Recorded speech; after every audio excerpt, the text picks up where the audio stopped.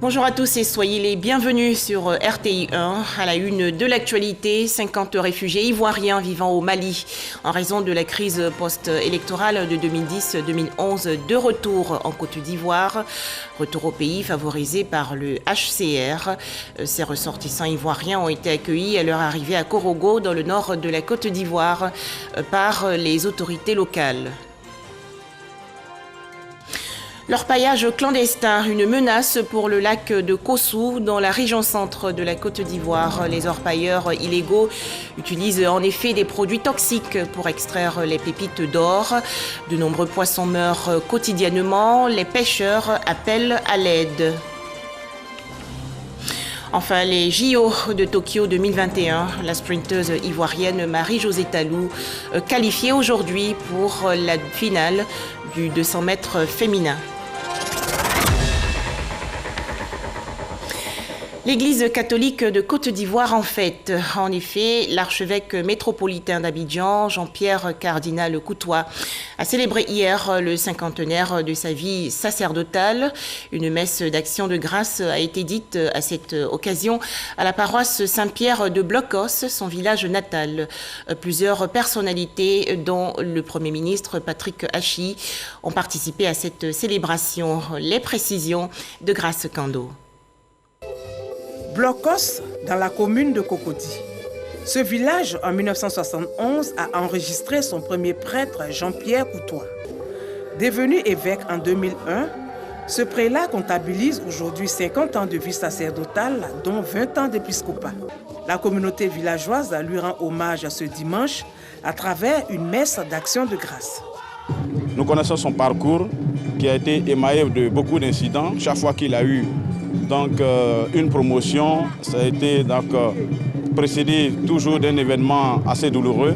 Et Dieu lui a fait la grâce aujourd'hui de célébrer 50 ans de sacerdoce. Il est tout à fait normal que nous puissions venir autour de lui pour célébrer encore cette joie-là. 50 ans dans la vie d'une personne, c'est beaucoup. Et 50 ans au service du Seigneur, c'est merveilleux. Le peuple hatchan compte 120 prêtres. Le cardinal Jean-Pierre Coutois en est le troisième. Il est aussi le troisième évêque issu de cette communauté. Nous sommes donc venus très heureux. Comme vous le voyez dans l'allégresse, le peuple hatchan est là, joyeux, parce qu'il a donné à l'Église un fils qui aujourd'hui fait notre fierté, parce qu'il est porteur d'espérance, il est porteur de joie et il est porteur de charité. L'homélie du jour a été faite par Ignace Bessi, archevêque de Korogo, par ailleurs président de la conférence des évêques catholiques de Côte d'Ivoire. Éminence, aidez-nous à travailler, non pas pour la nourriture qui se perd, mais pour la nourriture qui demeure jusque dans la vie éternelle. La nourriture pour laquelle Jean et Pierre, dont vous portez les noms, ont sacrifié leur vie. Que par leur intercession, le Seigneur vous soutienne dans votre santé physique pour que nous nous retrouvions autour de vous. Une célébration à laquelle se joint le président de la République, représenté par le Premier ministre Patrick Hachi, des membres du gouvernement et plusieurs autorités politiques et administratives. Un jubilé d'or sacerdotal placé sous le signe de la réconciliation, la paix et la cohésion sociale. Dans ce contexte, le cardinal Coutois s'est prononcé sur la récente rencontre entre le président de la République, Alassane Ouattara, et l'ex-chef d'État, Laurent Gbagbo. Ce que j'ai demandé à Dieu et qui m'a été accordé avec ces noces d'or, c'est que le pays connaisse la réconciliation. Nos deux grands leaders, ils se sont parlé, eux-mêmes ont qualifié leur rencontre de fraternelle et amicale. Bien, c'est une route qui est tracée pour nous tous et nous devons tous prendre cette route-là. Que ce grand ouf-là descende dans les familles surtout, que ceux qui ont encore un cœur de glace, les va-t-en-guerre, que le Seigneur fasse que ce cœur de glace fonde en un fleuve de miséricorde, de pardon et de paix. Pour rappel, le cardinal Jean-Pierre Coutois est né en 1945 à Blocos. Il a été ordonné prêtre le 11 juillet 1971 par feu Bernard Cardinal Iago. La maladie à coronavirus fait toujours rage dans le monde, alors faisons-nous vacciner et respectons les gestes barrières.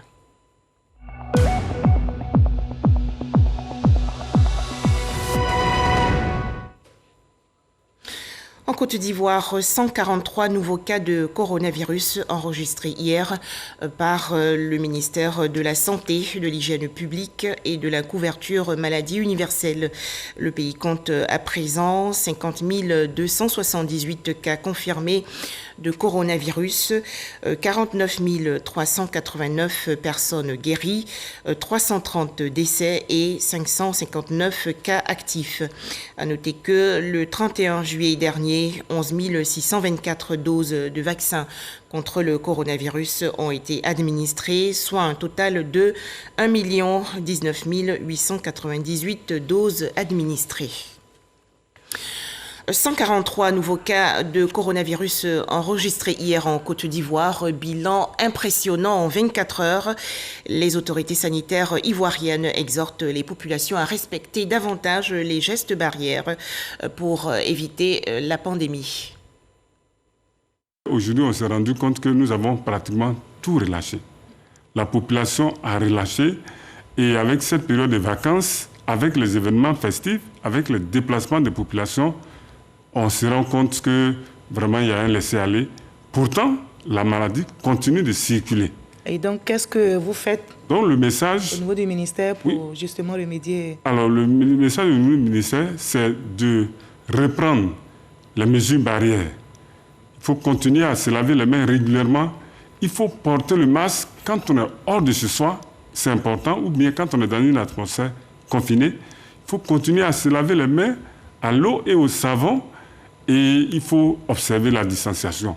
Alors, je dois dire que chacun, face à cette pandémie, doit prendre ses responsabilités. L'État a fait sa part. L'État a fait en sorte que régulièrement, nous avons des vaccins. Et à l'heure où je vous parle, nous disposons de vaccins pour pouvoir vacciner la population. Mais chacun doit faire fi de toutes ces rumeurs, de tous ces fake news qui ne sont pas vrai et se faire vacciner. Parce que la seule porte de sortie pour nous, c'est la vaccination.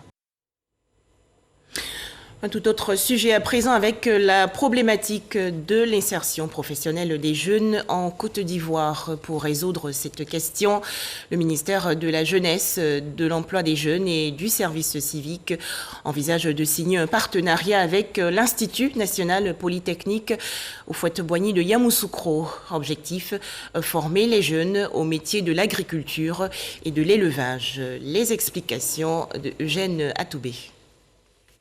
Entre les deux sites qui abritent les écoles de l'INPHB de Yamoussoukro, un champ-école destiné aux étudiants en sciences agronomiques, une superficie de 10 hectares sur laquelle on cultive de la banane plantain de contre-saison et du cacao, avec un système d'irrigation moderne. Un champ-école découvert avec émerveillement par le ministre en charge de l'emploi des jeunes, à l'invitation de son collègue de l'enseignement technique et de la formation professionnelle. Notre incubateur vise les étudiants qui ne sont pas de l'école d'agronomie et aussi les déscolarisés. Cet incubateur les forme donc sur tout ce qui est entrepreneuriat agricole, notamment sur les fonctions techniques de production végétale, mais aussi sur les fonctions transversales, notamment la comptabilité, la ressource humaine et la gestion donc, de leur plan de carrière tout le long du processus. Dans un premier temps, on va pouvoir former ici des jeunes dans les métiers de l'agriculture et former les jeunes dans les métiers de l'élevage. Au niveau de cette école, modestement, on a des solutions. Et je souhaiterais vraiment que ces solutions soient mises à la disposition des jeunes et de notre pays et de l'Afrique. C'est un apprentissage théorique et pratique de haut niveau, mettant un accent particulier sur les nouvelles techniques culturelles exigées dans l'agriculture moderne, que l'INPHB inscrit à son offre de formation. Le rapport de l'agriculteur à l'outil de production pour un meilleur rendement et son entretien. Autre exigence de l'agriculture moderne est prise en compte dans la formation. L'INPHB s'appuie sur ses partenaires opérant dans le domaine de l'industrie pour la mise à disposition du matériel et la formation des formateurs. Tout ce que nous avons vu ne peut se faire si ce n'est pas accompagné de la mécanisation agricole. Quand il finit la formation, on l'équipe avec l'outil didactique, c'est-à-dire la machine qui a servi à le former. Et le jeune, aujourd'hui, je crois qu'il est prêt à se prendre en charge. L'offre de formation de l'INPHB va au-delà de l'agriculture. La structure peut accueillir les jeunes intéressés par la pisciculture et l'élevage. Que ce soit l'élevage de poissons, de dindes, de bœufs, de moutons ou de cailles, la formation est nécessaire. Une seconde chance, dira le directeur général de l'INPHB, pour leur réalisation sociale. Je suis assistant de direction de formation. J'ai exercé, j'ai décidé de me reconvertir. Nos attentes, c'est que vraiment on puisse bénéficier d'un financement et puis pouvoir s'installer. Nous mettons en place donc des financements et l'encadrement nécessaire pour les amener à s'installer donc à leur propre compte et être de vrais agripreneurs, c'est-à-dire des entrepreneurs dans le domaine donc de l'agriculture. 100 jeunes financés par le ministère de la Jeunesse, de l'Emploi des Jeunes et du Service civique sont déjà sortis de l'incubateur de l'INPHB et insérés dans diverses structures agricoles. Et 4 autres ont obtenu le financement de leur projet. Un partenariat gagnant-gagnant qui reste à sceller entre le ministère en charge de l'Emploi des Jeunes et l'Institut national polytechnique Houphouët-Boigny. San Pedro, dans la région sud-ouest du pays. Les femmes que vous allez voir dans le reportage qui va suivre jouissent aujourd'hui de leur autonomie financière. Elles ont en effet créé des activités génératrices de revenus grâce au FAFSI, le fonds d'appui aux femmes de Côte d'Ivoire, processus d'aide développé par la première dame Dominique Ouattara. 600 millions de francs CFA octroyés depuis 2014 aux femmes de San Pedro. Elles sont au micro de Sam Conan. Cécile Brou est commerçante au Grand Marché de San Pedro. L'une des premières femmes à bénéficier du fonds FAFSI dans la commune. On n'avait pas assez de moyens pour mener nos activités. Et lorsque la première dame a mis le fonds FAFSI à la disposition des commerçants que nous sommes, ça fait pratiquement 5 fois que j'en bénéficie de ces prêts. Et ces prêts m'ont permis vraiment d'agrandir mes activités. Vous-même le constatez, vous voyez que le magasin est devenu plus grand. C'était un tout petit magasin. Aujourd'hui, je l'ai agrandi grâce au fonds FAFSI.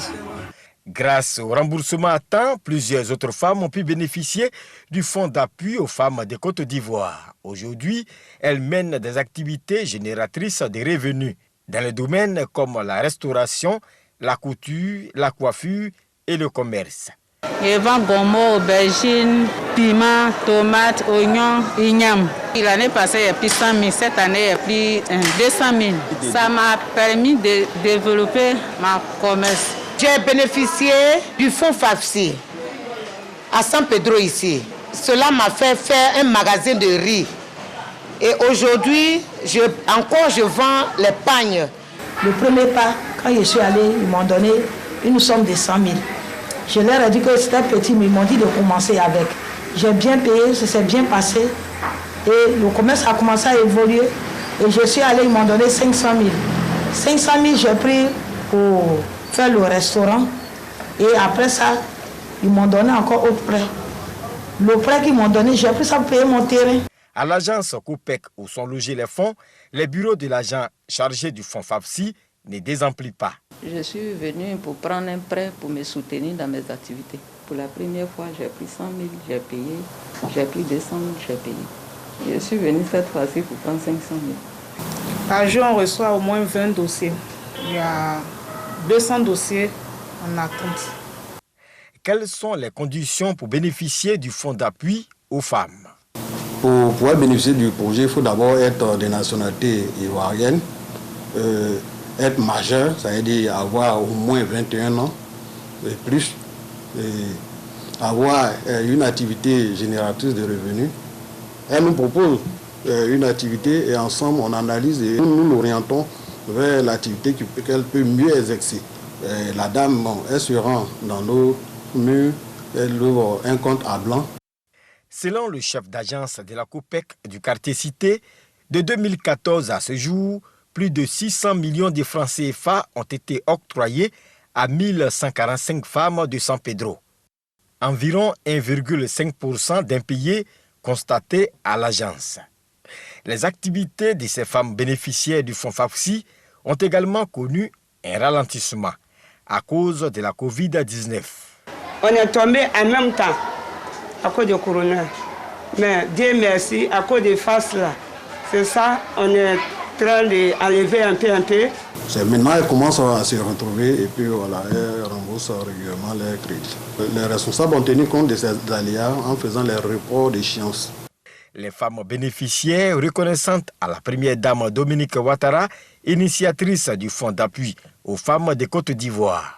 Je dis merci beaucoup à la première dame Dominique Ouattara qui nous a soutenus, qui nous a aidés et qui a mis les prêts à notre disposition pour que nous puissions travailler avec. J'ai dit à madame Ouattara, merci beaucoup. Tout ce qu'il fait là, Dieu n'a qu'à lui donner centime. C'est FAFSI qui a devenu mon mari. Je dis vraiment merci à la première dame qui a permis que les femmes soient autonomes. Des femmes de San Pedro engagées pour leur promotion économique et sociale face à la Covid-19 pour une Côte d'Ivoire égalitaire grâce au fonds d'appui FAFSI. Autre actualité nationale, 50 ressortissants ivoiriens réfugiés au Mali en raison de la crise post-électorale de 2010-2011 ont regagné il y a quelques jours leur pays, la Côte d'Ivoire, convoi sous escorte des fonctionnaires du Haut Commissariat des Nations Unies pour les réfugiés. En provenance donc de la ville de Zégoua au Mali, ces Ivoiriens ont été accueillis à leur arrivée à Korogo, dans le nord de la Côte d'Ivoire, par les autorités locales. Les détails dans ce reportage de Charles Tatou de RTI Boaké. Brûlant d'envie de retourner en Côte d'Ivoire après 10 années de vie de réfugié au Mali du fait de la crise post-électorale de 2010. Les 50 Ivoiriens, tous vivant à Sikasso, dans un convoi de 2 cars, escortés par les fonctionnaires du HCR et les responsables des réfugiés au Mali, ils ont marqué 2 escales au cours de leur trajet Mali-Côte d'Ivoire.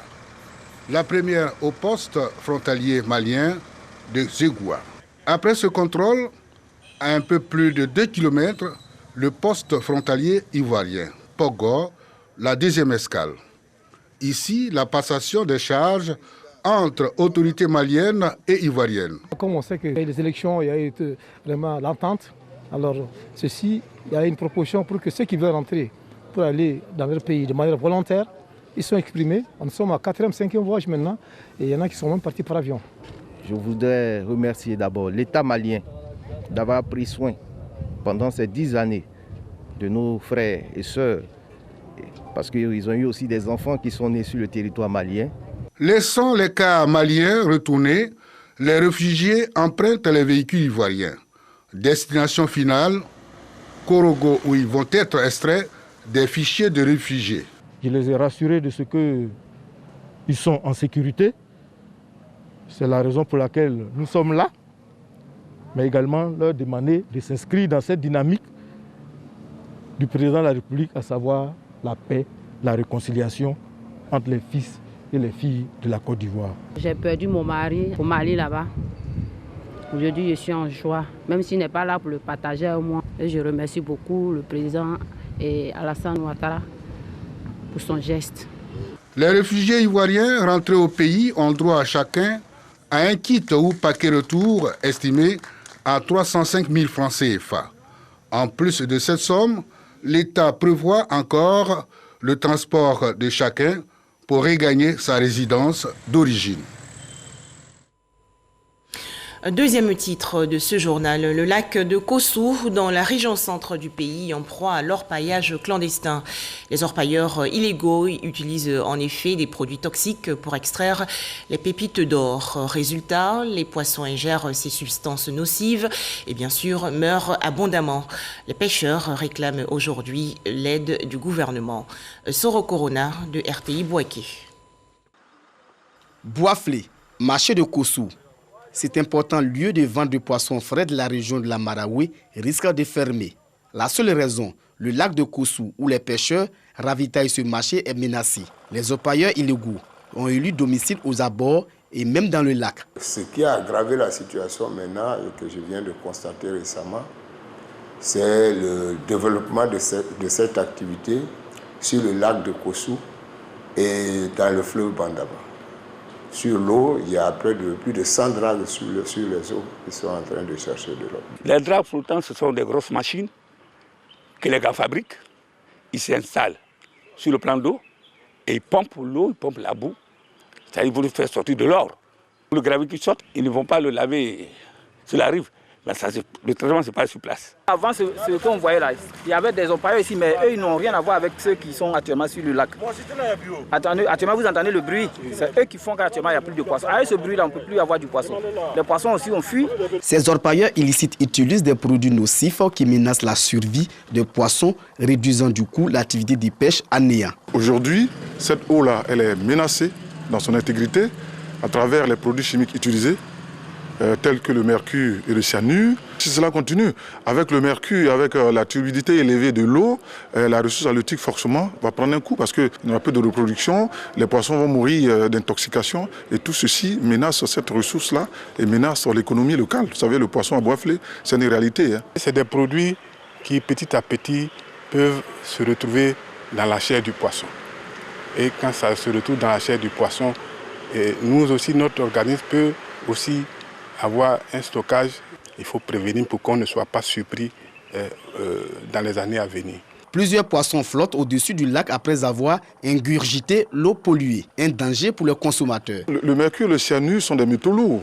Donc une fois dans l'eau, le poisson, ça va aller dans l'organisme du poisson. Et les métaux lourds en général, ça reste dans l'organisme du poisson. Et quand ces métaux lourds sont consommés en consommant le poisson, ça agit aussi sur l'organisme humain. Actuellement, les poissons meurent sur l'eau seule. Donc vraiment, jusqu'à l'année prochaine, on ne sait pas qu'est-ce que ça va devenir. La pêche n'est pas la seule activité menacée par le paillage illégal sur le lac Kossou. Le maraîcher est développé à partir de l'eau. Et s'il y a paillage clandestin, et s'il y a pollution de l'eau, cela veut sans dire qu'il y a également, disons, un impact sur nos produits, sur les maraîchers. Et ce qu'on constate également, c'est que les jeunes gens préfèrent aller s'adonner à l'orpaillage clandestin que d'aller travailler dans le champ. Donc on a un souci de main-d'œuvre. Le Bandama, qui approvisionne le lac de Kossou, connaît une pollution. Pollution, si on y prend garde, constituera un danger pour l'approvisionnement en eau potable. Le Bandama, c'est un bassin versant. Et le lac de Kossou est sur le bras du Bandama blanc. Ça veut dire qu'après le barrage, nous allons jusqu'à, vous savez, le Bandama, son exutoire, c'est Grand Laou. Voilà, c'est cette eau-là que la SODECI utilise pour le traitement. Alors si cette eau-là est polluée par les métaux lourds, par le mercure et autres, c'est véritablement une menace pour la production en eau potable de toutes les villes qui sont alignées sur ce bras du Bandama. À Boisflé, tous les acteurs de la filière pêche voient leurs activités disparaître si des solutions idoines ne sont pas trouvées. Aujourd'hui, ça fait 41 ans que je suis sur le lac Kossou, mais à cause de la pollution d'eau aujourd'hui, nous avons beaucoup de difficultés pour avoir le poisson sur le lac. Ça met beaucoup de familles au chômage. S'il n'y a plus de poissons, ils ne pourront pas vendre. Nous autres aussi, ça nous met aussi au chômage. Ça ne nous arrange pas. Pour tirer la sonnette d'alarme, pêcheurs, acheteurs et revendeurs sont descendus dans les rues de Boisflé. Direction la préfecture de région pour demander l'intervention du gouvernement afin de solliciter une solution adéquate à l'orpaillage illégal qui menace la pêche en Côte d'Ivoire. Ce que moi je demande au gouvernement, vraiment il demande une doléance auprès des présidents